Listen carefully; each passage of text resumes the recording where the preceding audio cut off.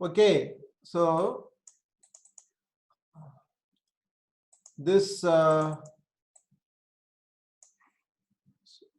we normally able to measure maximum 2 volt or maximum below the working battery voltage EMF.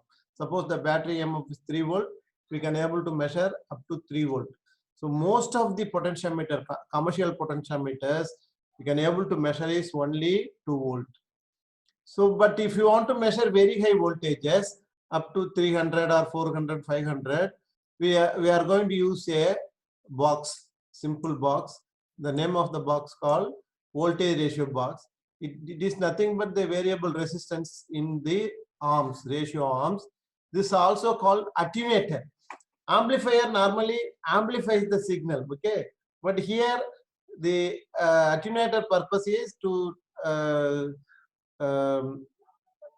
de-amplify the signal. That is called attenuating the voltages. So we are converting 150 volt into 50 less than 2 volt range. Okay, so we already discussed about this, how to measure using voltage ratio box. The applications of DC potentiometers are measurement of current, measurement of high voltage, measurement of voltage, and measurement of high voltage using voltage ratio box. Hereafter I am going to represent as voltage ratio box. Then measurement of resistance, then measurement of power, calibration of voltmeter, ammeter, and wattmeter. So these three part is very important for your examination point of view. Calibration of voltmeter, ammeter, and wattmeter. Very simple. Once you understand the concept of potentiometer, this calibration is all very easy. Okay. First is how to calibrate, how to measure a resistance. So to measure resistance, a stabilized DC supply is required. Stabilized DC supply is required. So stabilized DC supply. This is coarse adjustment. Coarse adjustment of resistance. This is fine variable adjustment. So we can adjust these two to get some amplifier. Okay, some current I. This current I can be generated using these two arms. This is the variable resistance. This is also variable resistance, but this is for coarse adjustment. This is for fine adjustment. One ammeter is fixed here. So this ammeter measures the current in this circuitry. So this resistance is unknown resistance, which we are going to measure, okay, using the potentiometer circuit. This is we fix on standard resistor. The well-known resistor you connect here.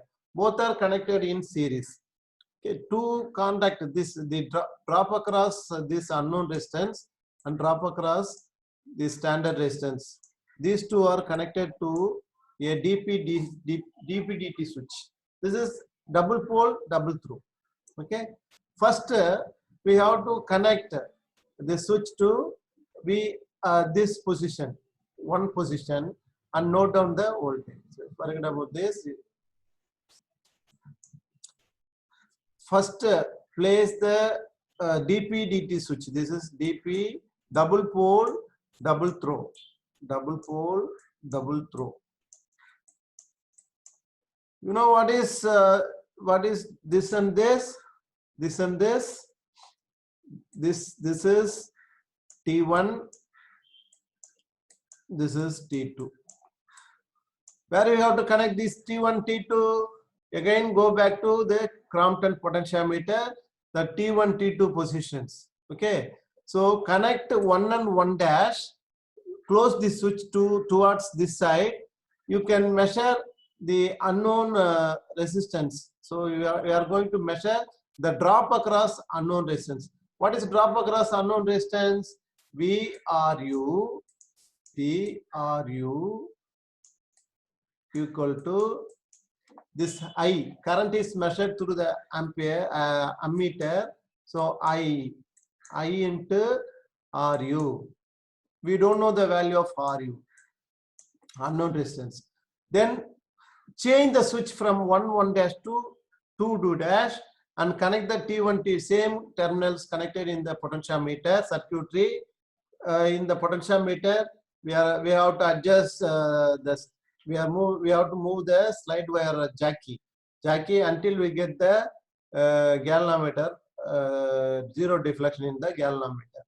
No, so by means of we can measure the EMF across the standard resistor. So what is drop across standard resistor measuring from the potentiometer? Vs equal to I into RS, I into RS, standard resistor. So these two VRU and VS are measured through the potentiometer with the help of potentiometer. So you divide these two. So VRU divided by VS. So the II cancel. So RS is well-known standard resistance. So these two are measured from the potentiometer. Then what is RU? So the unknown resistance R equal to VRU divided by VRS into RS into RS. Understand?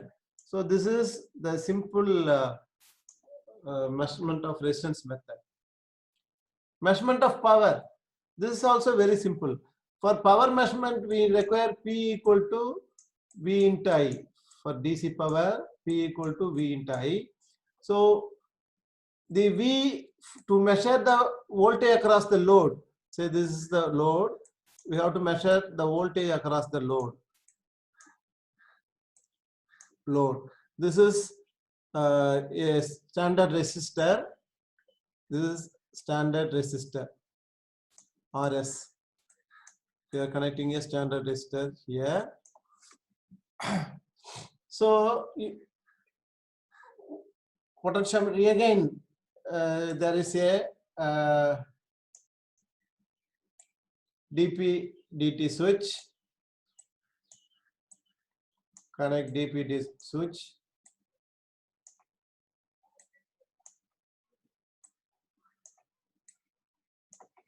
So first place the contact here. Close the contact here. So when you close this contact, we can measure the voltage drop across the resistor. Okay, the standard resistor. That will give this VS is these two terminals connected to potentiometers. To pot. This for pot. So assume the one and 1 dash terminal of your Cromptons. Say you go to Cromptons. Here you have to connect T1 and T2. Here 2 dash or 1 dash. Either terminal you can connect and balance the bridge, and from the bridge you can measure VS. Okay, so you close the DP-DT switch here. So measure VS through by adjusting the potentiometer connected in the circuitry. Okay, so if through this we can measure VS. So what is VS? Voltage drop across the standard resistance. So what is I? We need voltage and current. So first measure voltage and current. So first we measure current here. So what is I from this circuitry? This VS is measured from the potentiometer. So RS is well-known standard resistance. So what is I? So I equal to VS by RS, standard resistor, VS by RS. So current is measured. Next you change the switch. You change the switch to this position. You shift this switch to this position. So now you close this position. This position is nothing but this voltage ratio box. This is voltage ratio box. Here very high voltage may be coming, say 150 or 250 or 300 some voltage. So there is a K ratio between this and this. So this output is below 2 volt, but the primary side of the VRB may be up to 300 volts. Normally the voltage ratio box available is 300 volt to 50 volt range. Okay, 150 volt and this. So this you measure the voltage here across the load. Voltage, the current through the load is measured using the standard resistor. The voltage across the load measured using VRB and measured by the potentiometer. Say V voltage, VVV is the voltage across the load. So what is voltage across the load? Voltage across the load is VV equal to K times this VL. So sorry, VL, the load voltage VL, assume this is load, VL equal to K times VV, So K times VV. So what we want to measure? We want to measure power. So power equal to, in terms of VL, we have to put K times VV. In terms of current, what is current? Vs by Rs. So this will give the power in the load, power across the load. This is measurement of power technique. Next is calibration of voltmeter and the calibration of ammeter. These two are very, very important. Same technique. Okay. Here, same standard, the primary circuit. This is primary circuit. Okay. So we want to calibrate voltmeter. So connect a voltmeter in the secondary circuit. So this is a standard cell. The standard cell used for first calibration of the bridge. So before calibrating any instrument, we should calibrate the instrument itself using the standard cell. So first you connect the standard cell ES. So standard cell is ES. This is very high protective resistance. So P. This is a galvanometer. Okay. So you using jacky, you balance the bridge. So while balancing the bridge balance length is LS. Assume the balance length is LS from here to say A to C. This C or C position, better C. So this AB is the slide wire. So place C. So what is when closed first? Without closing the key, we have to move the position of the jacky until we get the galvanometer deflection 0. Galvanometer position is 0. Then what is ES when galvanometer position is 0 means? So ES equal to the standard cell EMF equal to K times LS. Okay. So what is K? ES by LS. What is though you can from the standard cell you can determine the potentiometer constant. Potentiometer constant K equal to ES by LS. That much voltage per centimeter. Understand? So this measurement should be done first. Then connect the unknown. Voltmeter. This is voltmeter under test. This is called voltmeter under test. We are going to calibrate the voltmeter. So what is meant by calibration? Calibration is comparing with the standard. Okay. So connect the voltmeter across a resistor, standard resistor. This resistor is known, say standard resistor. This is rheostat. This is used to decrease the current in the secondary circuit. So once you calibrate this potentiometer, move the contact to this position. now just you after connecting this position, you move the jacky until you get the balance condition. So what the voltmeter, so you can measure the drop across the voltmeter. Say V1. First, we are having some current. We are passing some current I1 through this. So there is a, I will tell you, some current IA or simple V. So this, when we place this point, you move the jacky. Before connecting key, every time you should open the key. Without key, the current is flowing through this path. First balance the bridge, sorry, balance the slide wire. Then after that you close the key, then move the jack moving sliding contact to get the galvanometer deflection G. So that value, say E1, say assume E1. So E1 equal to some K times L1. Then increase the current through this rheostat.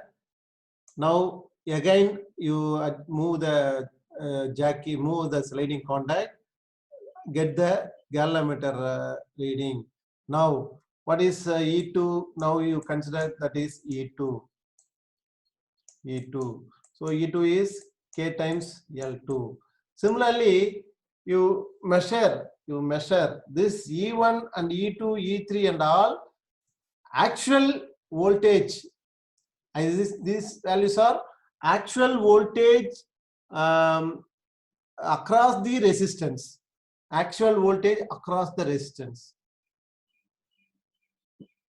Similarly, whenever we measure the voltage through the slide wire, those readings are E1, E2, E3, E4, etc.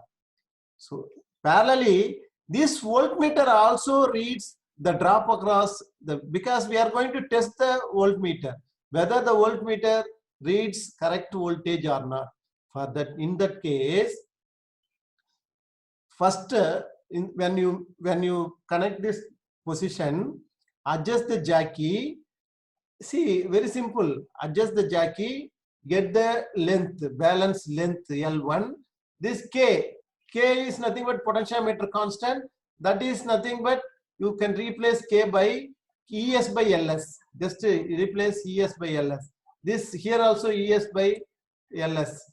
So you can easily find E1, E2, E3 and all. So these are all actual accurate voltage drop across the resistor. Whereas when E1 is measuring from the potentiometer, in that time this voltmeter also indicates one voltage. So that voltage is considers V1. Then for E2, the voltmeter reading is V2. You can make a tabulation column. Voltage readings, voltmeter readings, then potentiometer, that is E1, L1, L2, L3, length, balancing positions, then E1, E2, then find the error. Error is percentage error we have to estimate, because through calibration we can get the accuracy of the voltmeter. How much accuracy the voltmeter is guaranteed for the measurement purpose. That is our prime aim of the potentiometer calibration. Okay. Potentiometer calibration gives the accurate percentage error. Okay, understand or not? So E1, E2, E3 are the potentiometer readings for various currents, that is adjusted through the pot, adjust through the rheostat here. So for various adjustments, we can note down the readings from the potentiometer as well as the readings from the voltmeter. The readings from the voltmeter V1, V2, V3, etc. Readings from the potentiometers E1, E2, E3, etc. From this, you can calculate percentage error what is V E1 minus V1 divided by V1. Similarly, E2 minus V1 divided by E2. That is, a percentage error is nothing but the actual value minus measured value divided by the actual value into 100%. That is nothing but the percentage error. Understand or not? Very simple technique, very simple procedure. First describe the circuit and connect the voltmeter and the test here. Then you just step by step, first step, you just connect some potentiometer battery. This is not the standard cell. This is a battery. Connect a battery in the secondary circuit. Okay, first calibration. Through calibration, we can find out K value. After connecting the point to the switch, we can adjust the rheostat. You can vary the current in this branch. Understand? So estimate V1, V2, V3 and E1, E2, E3. Calculate the percentage error. Take average error. That will give you the voltmeter error reading accuracy. Similarly, calibration of ammeter. So the calibration of ammeter is same procedure, but we are connecting the ammeter in series here, because voltmeter always measure across the resistance. Here we connect the ammeter in series with the resistance. Same circuit. Here we connect the voltmeter in that circuit. Here you connect ammeter in series with the circuit. Here also same procedure. First connect standard cell.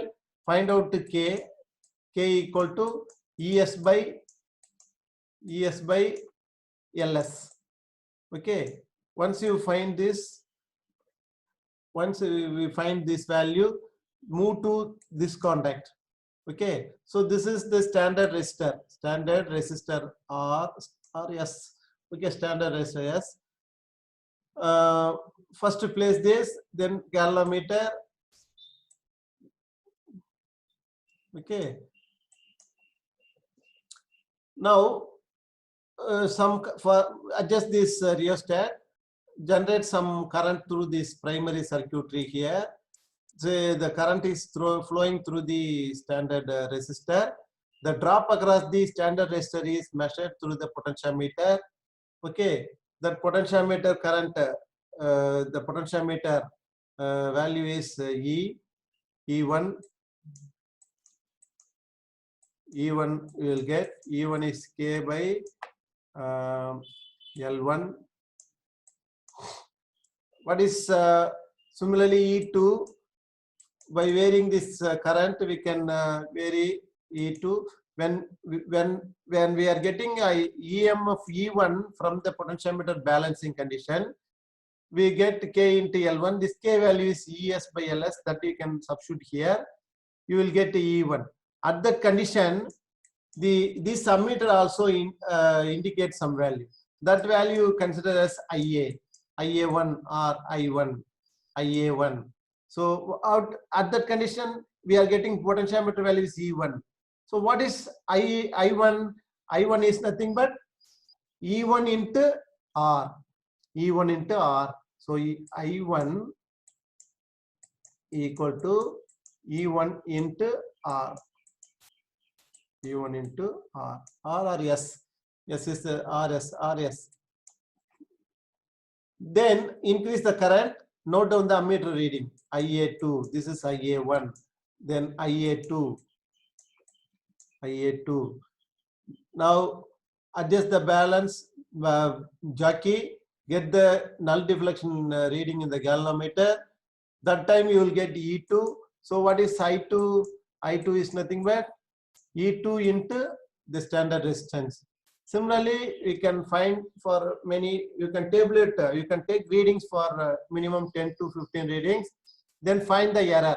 Error is, this is the indicated error between the indicated current and the measured current from the potentiometer. The measured current from the potentiometer is EMF measured by the potentiometer circuit and into the standard resistor. This is the calibration of ammeter. If you combine these two circuits together, it is nothing but a calibration of wattmeter. Wattmeter has two coils. One is current coil and voltage coil. The current coil or pressure coil, sorry, current coil is a series load current coil. The pressure coil, or otherwise it is called voltage coil. So this is the wattmeter reading, you know, wattmeter connection. So the current coil is connected in series with this terminal is normally called ML. ML is the current coil terminal. CV. So ML is the current coil. CV is the pressure coil or voltage coil, which has very high resistance circuitry. So the potential coil is connected across the supply.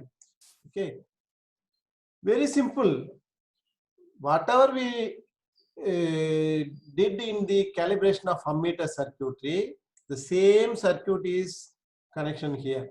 So the fixed resistor, standard resistor here, we are measuring the voltage across the standard resistor. Okay. The voltage potentiometer mainly used to measure voltage. Okay. So the here also DP/DT switch. This voltage ratio box to convert the very high voltage into low voltage. The procedure and all same. Only thing is configuration different. Here you connect this terminal to negative and positive, right? This is at the positive terminal. This terminal is the negative terminal. Okay. First close the switch S1 and S2 here, or S2 or S2. Either way you can do it. So close the switch, measure this terminal is connected across the standard resistor.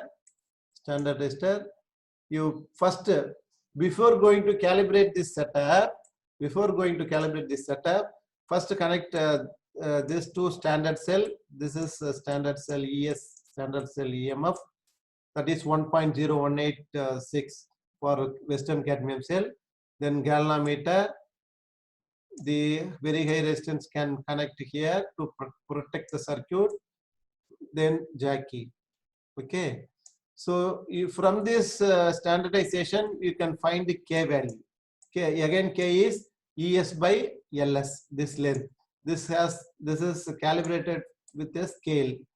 Okay, 0 to 200 centimeter scale. So K equal to potentiometer constant determined from the standard cell standardization. K equal to ES by LS. Now then you connect this DP/DT switch to S2 position. This measures the standard resistance value. So the standard resistance value you adjust. Now in that case you connect this to this position. Now adjust the Jackie, get the new balance condition, that is E. Okay, E equal to K times L2. Again this circuit measures current. So what is current? I equal to E by S. Okay, E by S. So this ammeter reading is indicated reading. IA1, IA2, IA3, those values for variation of this rheostat, you can generate various currents IA1, IA2, IA3, IA4, etc. So for the various currents, you can get the E1, E2, E3 voltages across the standard resistors. So from the voltage measured from the potentiometer, that voltage divided by resistance will give the accurate current I1, I2, I3, I4, I5.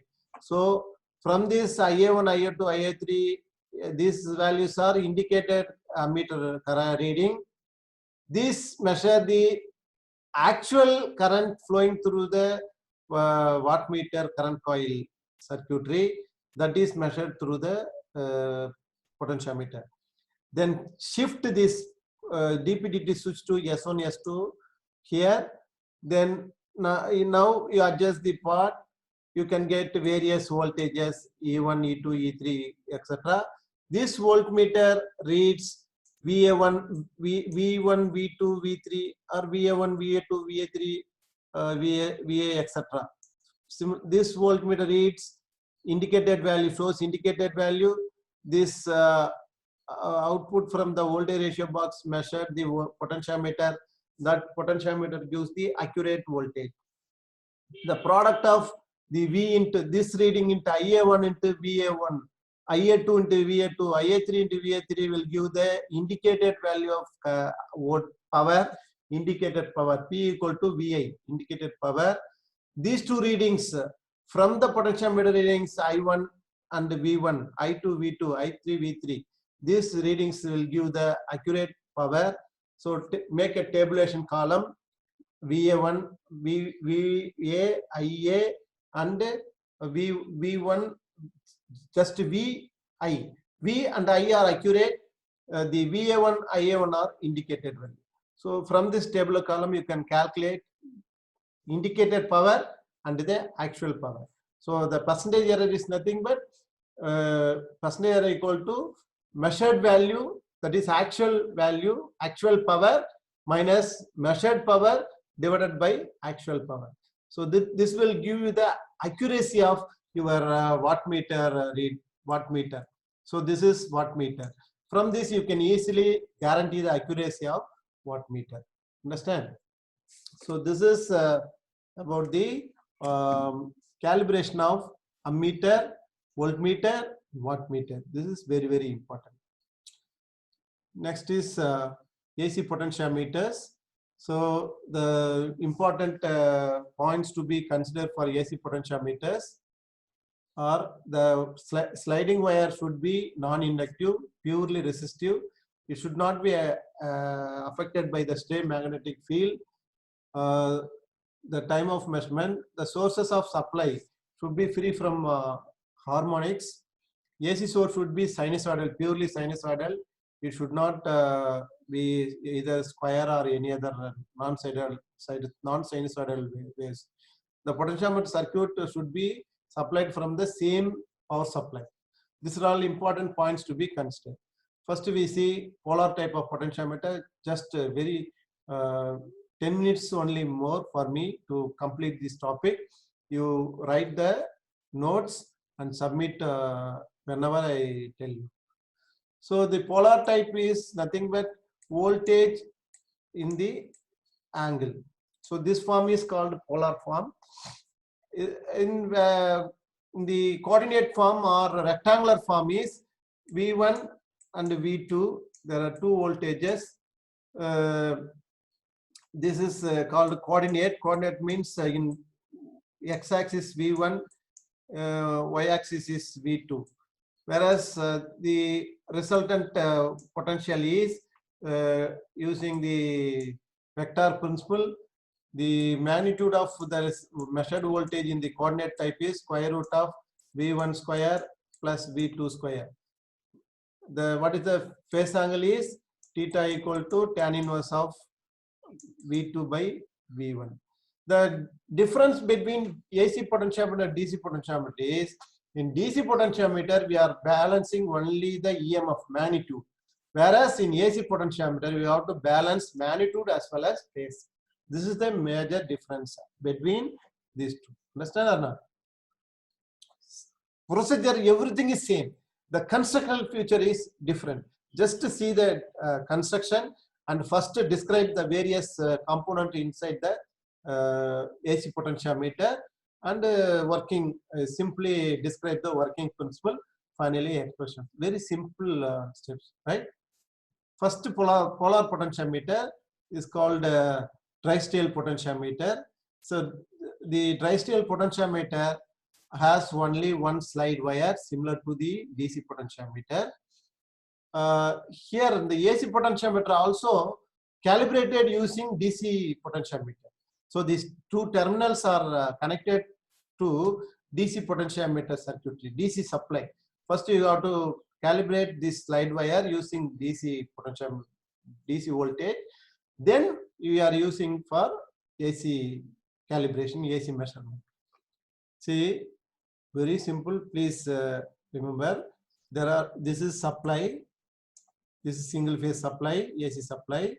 So if we have to derive from the same source of AC supply, there are two windings. There are two stator windings. One is L1, this is L2. Both are connected in a quadrature format, in a rectangular format. So you see the stators are physically located in 90-degree phase shift, okay, 90-degree, clear. So stator 1 and stator 2. Another rotor winding is there, okay. Here one rotor winding, rotor is there. The rotor is calibrated in terms of angle from 0 to 360 degree. Okay, you can rotate the rotor from 0 to 360 degree. The rotors are calibrated for angle measurement. So this is potentiometer, wire. This is a resistive wire, not inductive. Okay, the resistive wire, even if you are measuring AC parameter here, the potentiometer slide wire should be purely resistive. It is also mounted with the scale for measurement of length. So measurement of length. So this the slide wire is connected with the rotor winding through some variable resistor for adjusting the current in this circuitry. Okay, similar to the battery circuit in the DC potentiometer. Here a rotor. This mutually, actually these two stators, when we apply AC supply, these two stators induced some EMF in the rotor winding, this rotor. Okay, some EMF induced in the rotor. So that EMF induced is acting as driving potential to the potentiometer wire circuitry, the potentiometer circuitry. Instead of a battery, instead of working battery in the DC potentiometer, in the AC potentiometer, this rotating the rotor EMF. How the rotor EMF is available? By means of the induced EMF from the stator 1 and stator 2. Understand? So first the setup is calibrated, this is connected through the battery, the DC supply. Once the wire is standardized with the DC supply, then you move to measurement of AC supply. So these two terminals, you again remember the Crompton's potentiometer T1, T2. I already told you. Whenever I say T1 and T2, you remember that the DTT, double pole triple throw switch, in that 1-1 position or 2-2 position, either 1-1 position or 2-2 position, you have to connect this, okay, to unknown EMF, to measure unknown EMF. So one important constructional feature here is the stator winding L1 and the stator winding L2 are physically 90 degree. Also, to create some circulating EMF in this circuitry, we are creating a phase splitter circuit.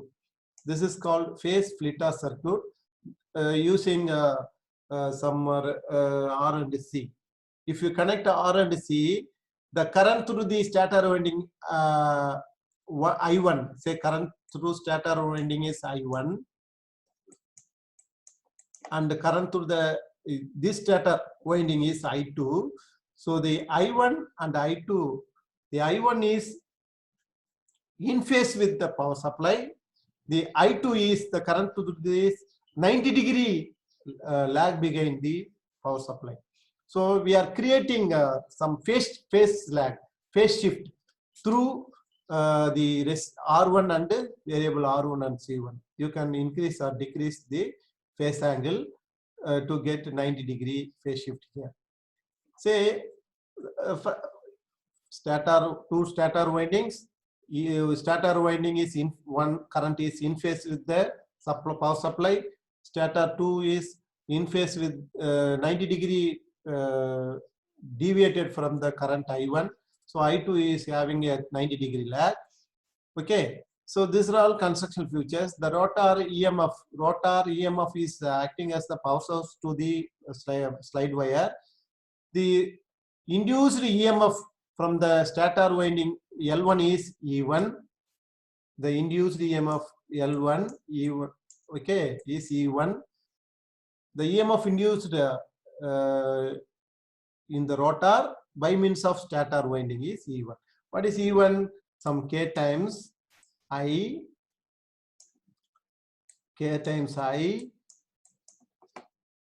sin omega t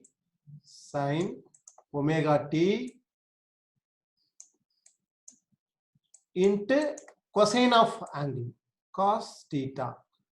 Actually, the EMF induced in the rotor is directly proportional to the cosine of the displacement of the rotor. Cosine of displacement of the rotor.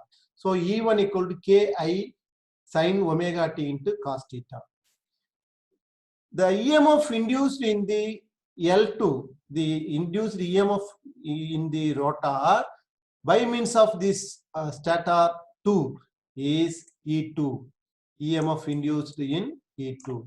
So E2 is nothing but, since it is lag behind this, so E2 equal to, please make a note, okay, E2 equal to Ki sin omega t plus 90 into cos theta plus 90 into cos theta plus 90. Okay, so this is E2. Say what is sin omega cos 90 cos theta plus 90? What is cos theta plus 90? Cos theta plus 90 in the second quadrant. So since it is 90 plus, what will get? Huh? It is in the second quadrant. Okay, so minus. Understand or not? So it is in minus. What is sin 90 plus sin omega t plus 90? It is in the second quadrant, but plus, okay, plus. But sin 90 plus theta. So 90 is in the vertical axis. Okay, if I already informed you, if theta plus something changes or not. If change means, okay, this is 0 to 180, no change. 90 to 270, change. So sin 90 plus theta becomes cos omega t. So cos omega t, change. But according to sin, this is in the second quadrant. All the second quadrant sign values are positive. But here cos theta plus 90 here. So cos theta plus 90 in the second quadrant. So it is minus. But according to the direction, cos 90 plus theta sin theta. Okay. So what is the net EMF adding of these two? So EMF, the indicated total is Ki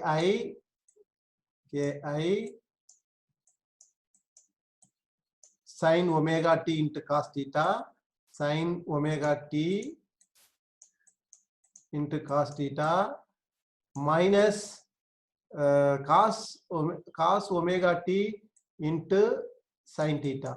So what will you get? E equal to Ki sin omega t into cos theta minus cos omega t into sin theta. This becomes E equal to Ki sin omega t minus theta. Ki sin omega t minus theta. Understand? So this is the EMF. So the EMF measured, the EMF value measured from the slide wire is magnitude. this theta value is measured from the rotor position theta. So by this way, you can able to measure the unknown EMF from the potentiometers. Understand? Here, one more thing, in the calibration, the measurement of, while standardizing this bridge using DC supply, the galvanometer is galvanometer. When we connect to AC supply, the galvanometer should be vibrational galvanometer. Don't forget. So the vibrational galvanometer for AC potentiometers. When measuring the AC value, we have to use vibrational galvanometer instead of galvanometer. Next is this is Gal-Dinsley potentiometer. This is very simple. Same concept. Here also two windings. Say from the same supply, two windings are there. Winding transformer winding 1 and winding 2. The winding 1 is in phase with the slide wire. There are two potential. Unlike the dry-style potentiometer, here there are two potentiometer circuits, two slide wires. So one slide wire is called in phase potentiometer, in phase slide wire. This is quadrature potentiometer because this is having a phase splitting circuit. Like this circuit is called phase splitting circuit. The phase splitting circuit used to create a 90-degree phase shift in this potentiometer circuit. So this potentiometer circuit is called quadrature potentiometer. So there are two potentiometer. This potentiometer voltage V1 is called in phase EMF. This is called quadrature EMF. So the in phase EMF always has the value of R times V1 equal to R times cos phi. So cos phi, the R times cos phi. So here this V2 is called R times sin phi. V2 equal to R times sin phi. Sin phi. This is R times cos phi. The main advantage with this bridge is the circuit, potentiometer circuit is we have to measure two balance voltages. One is V1 or one is V2. Using these two voltage, we can able to measure the magnitude of the unknown EMF as well as the phase angle of the unknown EMF using the rectangular coordinate rule. So first initially we have to balance this bridge. So this potentiometer bridge is balanced with the help of inductometer. Inductometer connected here.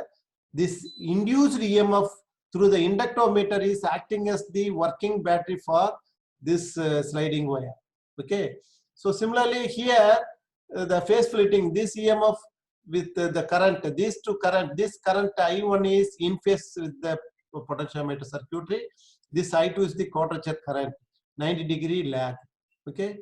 These two are the switch connections to change positive and negative polarity. If AC or any value changes, you can change the switch S1 and S2. Okay. So this is for T1 and T2. Again, this is connected to the unknown EMF to measure unknown EMF port terminals here.